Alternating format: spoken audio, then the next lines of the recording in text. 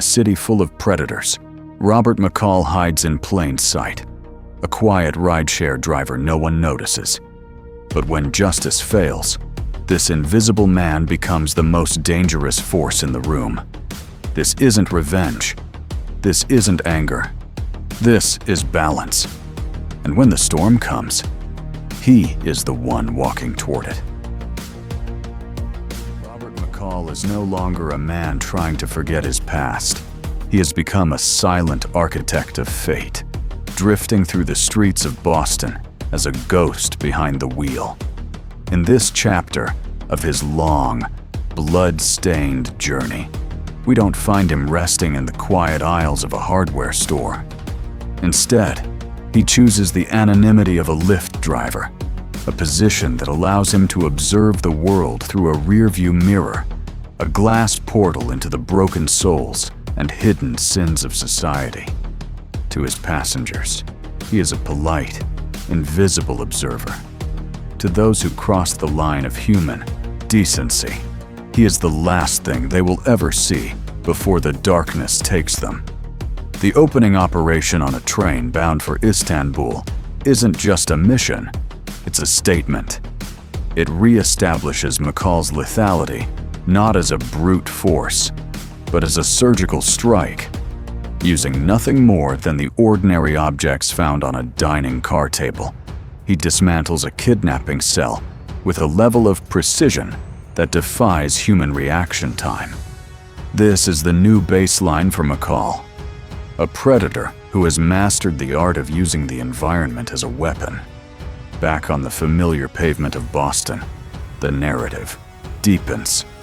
McCall's justice is intimate and personal.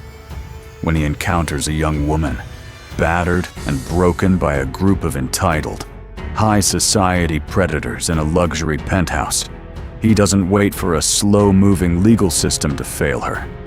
He turns his vehicle around, walks into their lair of glass and chrome, and delivers a masterclass in tactical humiliation.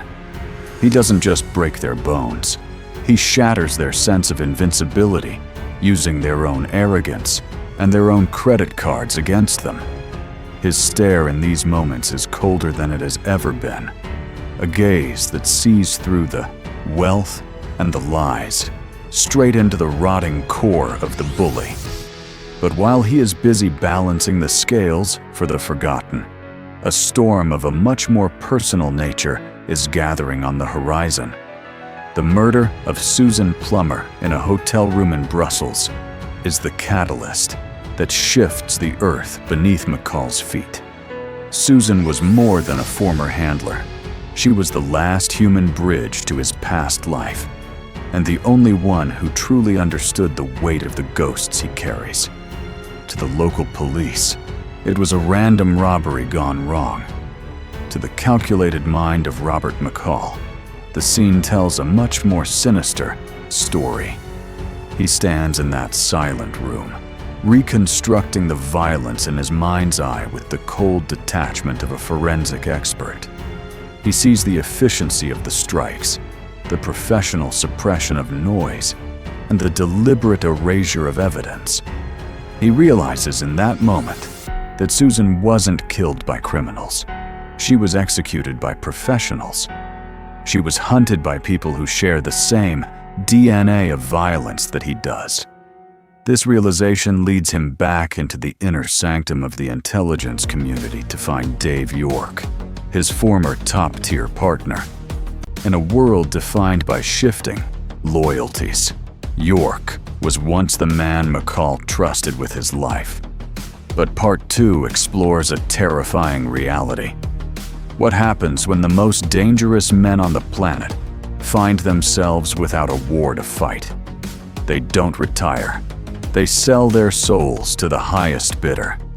The reunion at York's family home is a masterpiece of psychological warfare masked by domestic normalcy. Two wolves sitting at a kitchen table, measuring each other's pulse, searching for the slightest tremor of weakness.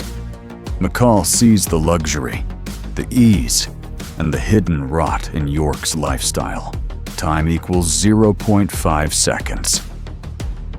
He knows instantly that integrity has been traded for blood money.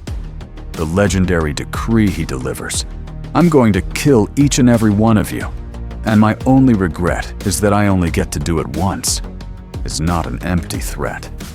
It is a fundamental law of physics. Once McCall sets his watch, the outcome is already written in the annals of death. The tension detonates when York's elite hit squad is unleashed to erase the one man who can expose them. They make the fatal error of assuming that numbers and modern technology can defeat a master of the old ways. The battle inside the moving lift is an absolute pinnacle of kinetic cinema.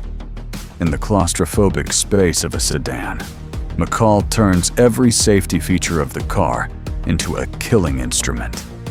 When the assassin in the back seat attempts to strike, McCall uses the vehicle's momentum and centrifugal force to manipulate the body of his attacker. He doesn't need a gun. He uses the seatbelt, the headrest, and the very glass of the windows to grind his opponent into submission. He proves that in the hands of a master, the world is a hardware store of lethal possibilities. The emotional core of this journey involves Miles, a young man on the edge of a precipice, caught between the lure of the streets and his own immense artistic talent. Miles represents the future that McCall can no longer have, a life untainted by the shadow of the gun. The moment McCall hides Miles behind a secret wall, while York's killers search the house, is a profound act of silent guardianship. He stands alone in the hallway, a singular wall of defiance against the coming tide of violence. He doesn't fight for a flag or a paycheck. He fights for the soul of a boy who still has a chance to be better than the world that created him. Everything culminates in a final, apocalyptic showdown in a coastal town abandoned to the fury of a Category 5 hurricane. This setting is not just a backdrop. It is McCall's natural element. As the wind howls and the sea rises to reclaim the land, McCall becomes the ghost in the machine. While York's mercenaries move with rigid military discipline, McCall moves like the storm itself, unseen, unheard, and unstoppable. He uses the chaos of the weather as his camouflage. He uses a harpoon gun to pin one hunter to the wall, and a combination of flour and a spark to vaporize another in a brilliant flash of tactical ingenuity. He is stripping away their professional masks, revealing the fear beneath their training. The final confrontation with Dave York on top of the watchtower is the ultimate reckoning. High above the crashing waves and the debris of the town, McCall deconstructs his former friend. He doesn't just kill him, he hollows him out. He takes away York's pride, his skills, and finally his life, finishing him with the very blade York thought would be McCall's end. As York's body is cast into the churning Atlantic, the scales are finally leveled. The betrayal is answered, and the ghost of Susan Plummer is given her peace. In the aftermath, as the storm recedes and the sun breaks through the gray clouds, McCall takes no trophy. He returns to the old house by the sea, the house where he tried to find peace before the world called him back. He watches Miles return to his art, using his hands to create murals that bring life to the community instead of taking it away. Robert McCall understands now that his path is a lonely one, a perpetual vigil in the shadows. He is the equalizer, the silent protector of those who have no voice, the immovable object in the face of unstoppable evil. His iron will is not a burden, it is a promise.